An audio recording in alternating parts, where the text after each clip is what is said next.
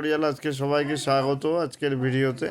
আজকের ভিডিওতে আমরা আলোচনা করব সম্ভাজি মহারাজ সম্বন্ধে। সম্ভাজি মহারাজ ছত্রপতি শিবাজি মহারাজের পুত্র এবং ছত্রপতি শিবাজি মহারাজের মৃত্যুর পর তিনি মারাঠা সাম্রাজ্যের উত্তরাধিকারী হন এবং 8 বছর তিনি শাসন করেছিলেন।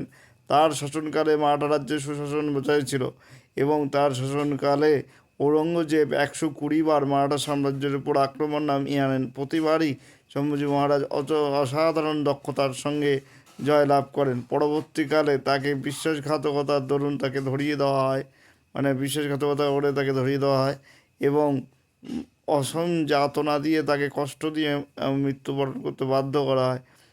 ঔরঙ্গজেব তাকে ধর্মত্যাগ করতে এবং মুঘল আধিপত্য মেনে নিতে এবং মারাঠা সাম্রাজ্যের সমস্ত অর্থ মুঘল সাম্রাজ্যকে দিয়ে দিতে, অর্থাৎ খাজনা যেটা কোষাগারের যেটা অর্থ সেটা সম্পূর্ণ দিয়ে দিতে বলেছিলেন।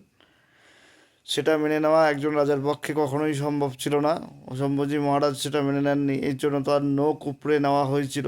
চোখে জ্বলন্ত শলাকা দিয়ে তার চোখ উপড়ে নেওয়া হয় শলাকা দিয়ে। এছাড়াও তার হাত পা জীবন্ত অবস্থায় কেটে নেওয়া হয়।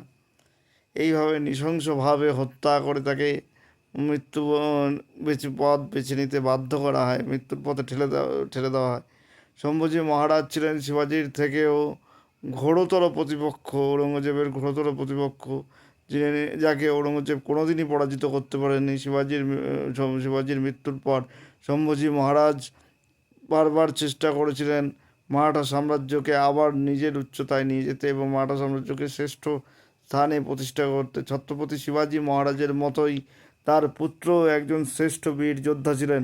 এই ইতিহাস আমাদের ভুলিয়ে দেওয়া হয়েছিল। সেই ইতিহাস আবার আমরা দেখতে পাবো। ছাবা নামে একটা সিনেমা রিলিজ হচ্ছে, সবাই সেটা দেখবেন আশা করি। আমি এটার কোনো প্রমোট করছি না।